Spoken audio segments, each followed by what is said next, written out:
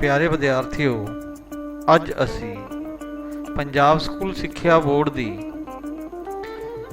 तीजी जमात की मेरी दुनिया पाठ पुस्तक विचों पाठ पहला परिवार अते रिश्ते पढ़ांगे।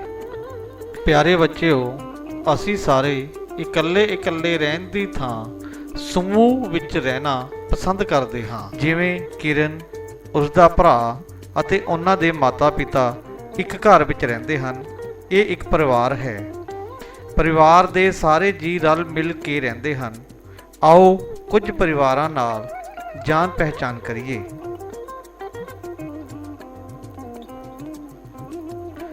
ਕਿਰਨ ਦਾ ਪਰਿਵਾਰ। ਕਿਰਨ ਦੇ ਘਰ ਵਿੱਚ 4 ਜੀਅ ਹਨ। ਕਿਰਨ, ਉਸ ਦੇ ਮਾਤਾ ਪਿਤਾ ਅਤੇ ਉਸ ਦਾ ਛੋਟਾ ਭਰਾ ਸੋਨੂ।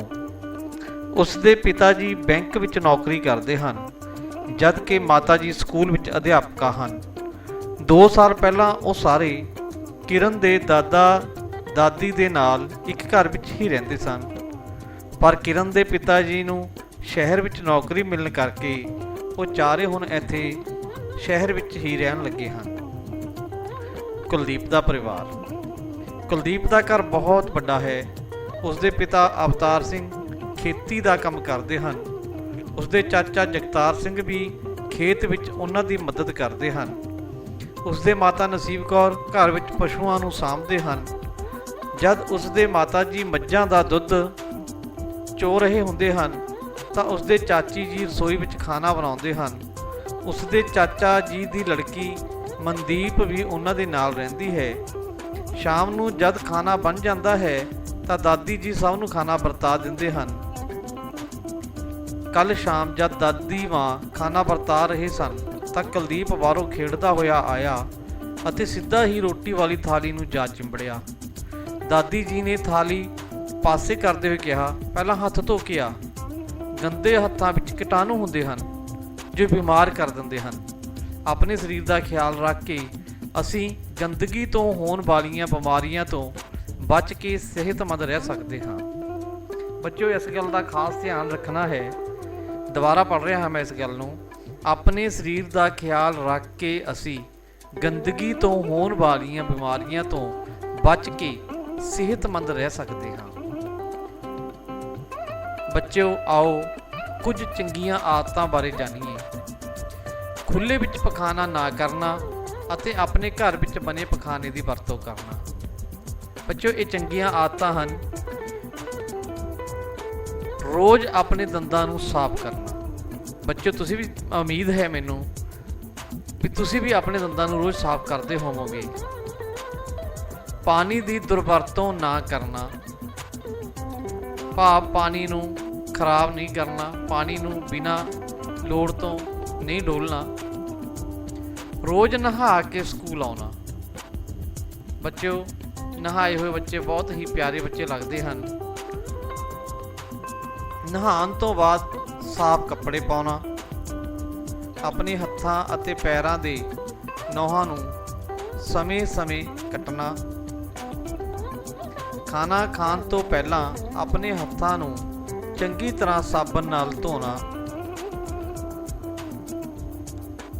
ਸਾਫ਼ ਸੁਥਰੀ ਵਰਦੀ ਅਤੇ ਪਾਲਿਸ਼ ਕੀਤੇ ਬੂਟ ਪਾ ਕੇ ਸਕੂਲ ਆਉਣਾ।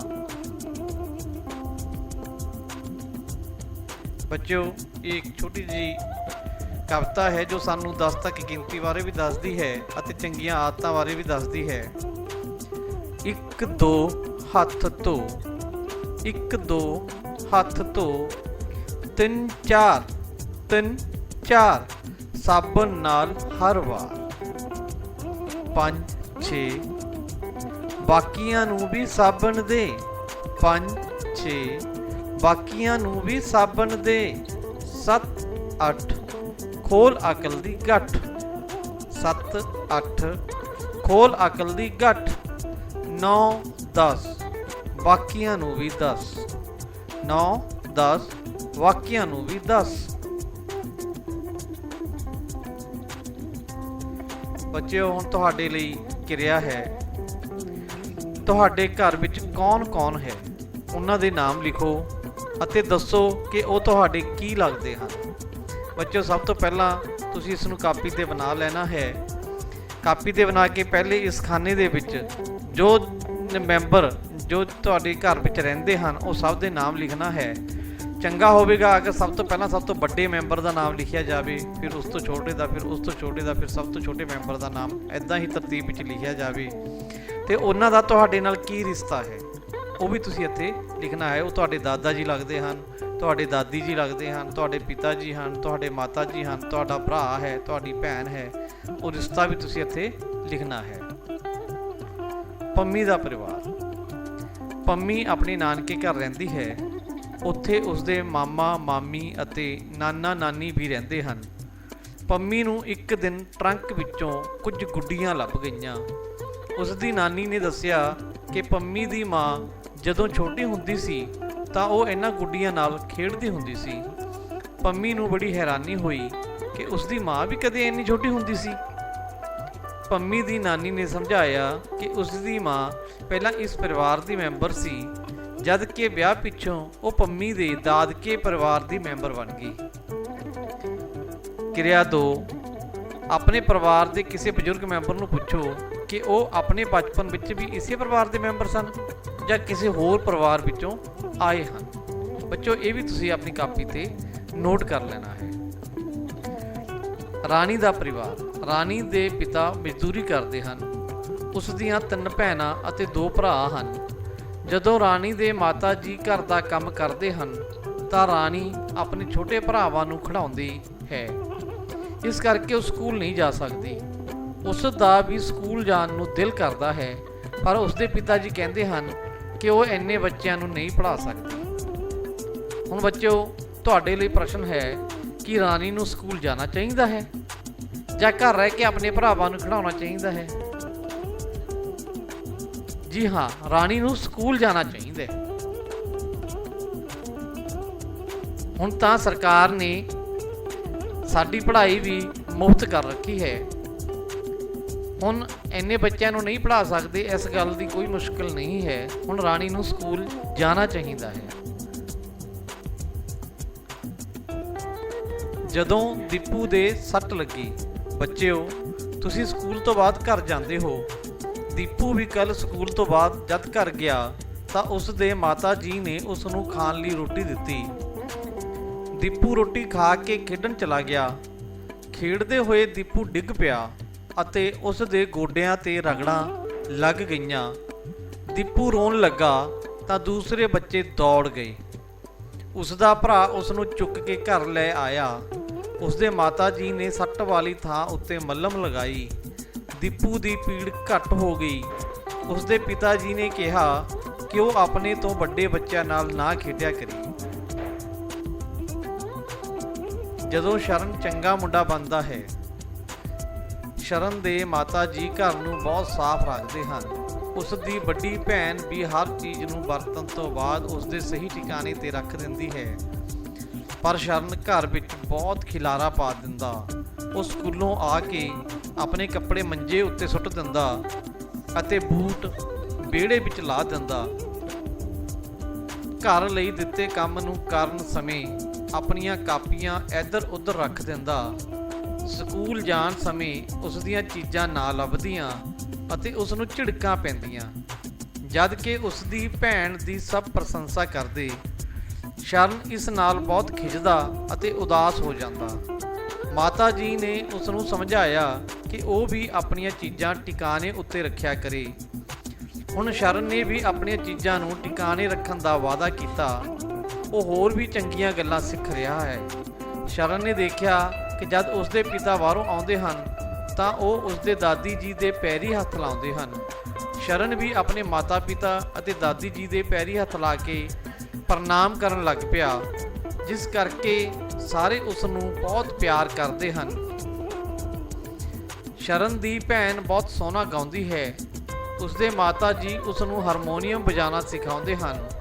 ਸਕੂਲ ਦੇ ਸਾਲਾਨਾ ਪ੍ਰੋਗਰਾਮ ਵਿੱਚ ਜਦ ਉਸ ਨੇ ਦੇਸ਼ ਭਗਤੀ ਦਾ ਗੀਤ ਸੁਣਾਇਆ ਤਾਂ ਬਹੁਤ ਤਾੜੀਆਂ ਵੱਜੀਆਂ। ਉਸ ਨੂੰ ਪ੍ਰਿੰਸੀਪਲ ਸਾਹਿਬ ਪਾਸੋਂ ਇਨਾਮ ਵੀ ਮਿਲਿਆ।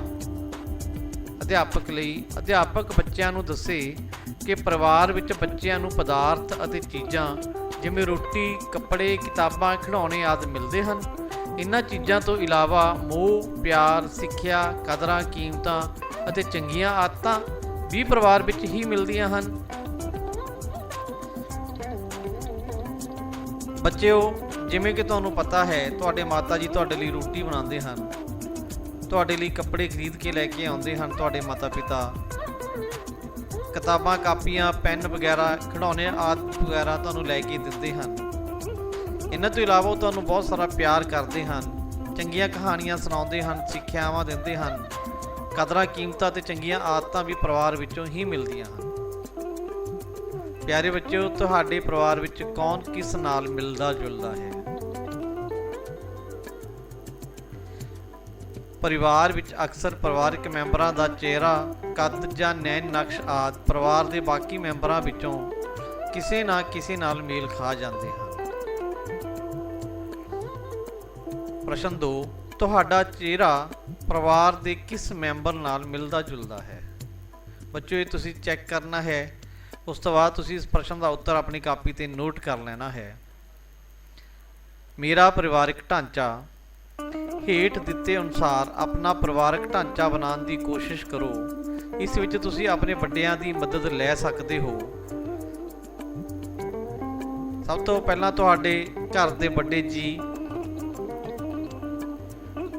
ਫਿਰ ਤਾਇਆ ਤਾਈ ਜੀ, ਪਿਤਾ ਜੀ, ਮਾਤਾ ਜੀ, ਚਾਚਾ ਜੀ, ਭੂਆ ਜੀ।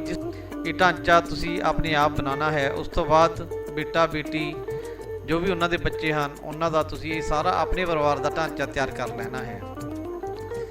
ਯਾਦ ਰੱਖਣ ਯੋਗ ਗੱਲਾਂ। ਕਿਰਨ ਦਾ ਪਰਿਵਾਰ ਛੋਟਾ ਪਰਿਵਾਰ ਹੈ। ਪਰਿਵਾਰ ਦੋ ਤਰ੍ਹਾਂ ਦਾ ਹੁੰਦਾ ਹੈ। ਬੱਚਿਓ, ਸਾਨੂੰ ਪਾਠ ਪੜ੍ਹ ਕੇ ਪਤਾ ਲੱਗਿਆ ਹੈ ਕਿ ਪਰਿਵਾਰ ਦੋ ਤਰ੍ਹਾਂ ਦਾ ਹੁੰਦਾ ਹੈ। ਜਿਸ ਤਰ੍ਹਾਂ ਇੱਕ ਕਿਰਨ ਦਾ ਪਰਿਵਾਰ ਛੋਟਾ ਪਰਿਵਾਰ, ਇੱਕ ਵੱਡਾ ਪਰਿਵਾਰ ਜਿਸ ਵਿੱਚ ਦਾਦਾ ਦਾਦੀ, ਤਾਇਆ ਤਾਈ, ਚਾਚਾ ਚਾਚੀ ਤੇ ਹੋਰ ਬਹੁਤ ਸਾਰੇ ਜੀ ਰਹਿੰਦੇ ਹਨ, ਉਹ ਵੱਡਾ ਪਰਿਵਾਰ ਹੁੰਦਾ ਹੈ। ਕੀਟਾਣੂ ਸਾਨੂੰ ਬਿਮਾਰ ਕਰ ਦਿੰਦੇ ਹਨ। ਬੱਚਿਓ, ਜਦੋਂ ਅਸੀਂ ਬਾਹਰੋਂ ਖੇਡ ਕੇ ਆਉਂਦੇ ਹਾਂ ਜਾਂ ਪਖਾਨਾ ਕਰਦੇ ਹਾਂ, ਖਾਣਾ ਖਾਣ ਤੋਂ ਪਹਿਲਾਂ, ਪਖਾਨਾ ਜਾਣ ਤੋਂ ਬਾਅਦ ਸਾਨੂੰ ਹੱਥ ਚੰਗੀ ਤਰ੍ਹਾਂ ਸਾਬਣ ਨਾਲ ਧੋ ਲੈਣੇ ਚਾਹੀਦੇ ਹਨ। ਹੱਥਾਂ ਉੱਤੇ ਕੀਟਾਣੂ ਲੱਗੇ ਹੋਏ ਹੁੰਦੇ ਹਨ ਜੋ ਸਾਨੂੰ ਬਿਮਾਰ ਕਰ ਸਕਦੇ ਹਨ। ਸਾਨੂੰ ਵਸਤੂਆਂ ਨੂੰ ਵਰਤਣ ਤੋਂ ਬਾਅਦ ਟਿਕਾਣੇ ਤੇ ਰੱਖਣਾ ਚਾਹੀਦਾ ਹੈ। ਇਹ ਇੱਕ ਬਹੁਤ ਚੰਗੀ ਆਦਤ ਹੈ ਬੱਚਿਓ। ਆਪਦੀਆਂ ਵਸਤੂਆਂ ਨੂੰ ਜਿੱਥੇ ਵੀ ਉਹ ਚੱਕਦੇ ਹੋ, ਜਿੱਥੇ ਉਹਨਾਂ ਦੀ ਥਾਂ ਹੈ, ਉੱਥੋਂ ਚੱਕ ਕੇ ਵਰਤਣ ਤੋਂ ਬਾਅਦ ਉਸੇ ਟਿਕਾਣੇ ਉੱਤੇ ਰੱਖ ਦੇਣਾ ਚਾਹੀਦਾ ਹੈ। ਹਰ ਬੱਚੇ ਨੂੰ ਸਕੂਲ ਪੜ੍ਹਨ ਜ਼ਰੂਰ ਜਾਣਾ ਚਾਹੀਦਾ ਹੈ। ਹਰ ਬੱਚੇ ਨੂੰ ਸਕੂਲ ਪੜ੍ਹਨ ਜ਼ਰੂਰ ਜਾਣਾ ਚਾਹੀਦਾ ਹੈ। ਸਾਨੂੰ ਹੱਥ ਧੋ ਕੇ ਭੋਜਨ ਕਰਨਾ ਚਾਹੀਦਾ ਹੈ।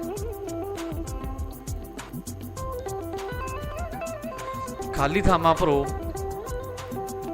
ਇਹ ਸ਼ਬਦ ਦਿੱਤੇ ਹਨ ਬੱਚਿਓ, ਇਹਨਾਂ ਨੂੰ ਦੇਖ ਕੇ ਅਸੀਂ ਇਹ ਖਾਲੀ ਥਾਵਾਂ ਭਰਨੀਆਂ ਹਨ। ਗੰਦੇ ਹੱਥਾਂ ਵਿੱਚ ਡੈਸ਼ ਹੁੰਦੇ ਹਨ।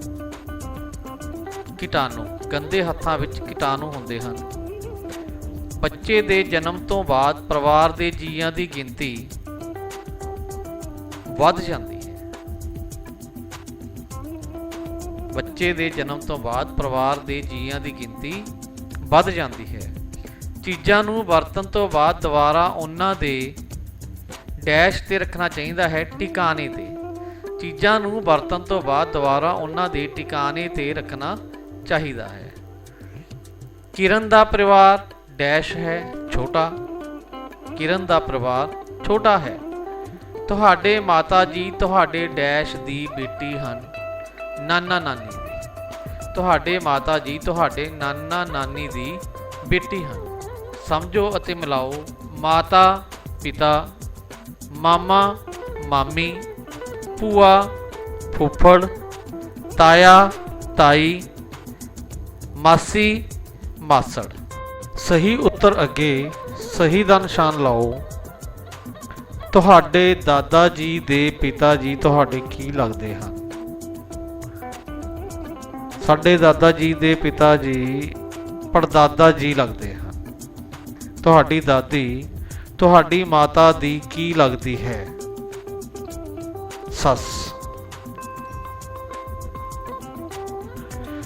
ਤੁਹਾਡੇ ਪਿਤਾ ਜੀ ਦੀ ਭੈਣ ਤੁਹਾਡੀ ਕੀ ਲੱਗਦੀ ਹੈ? ਸਾਡੇ ਪਿਤਾ ਜੀ ਦੀ ਭੈਣ ਸਾਡੀ ਲੱਗੇਗੀ ਭੂਆ।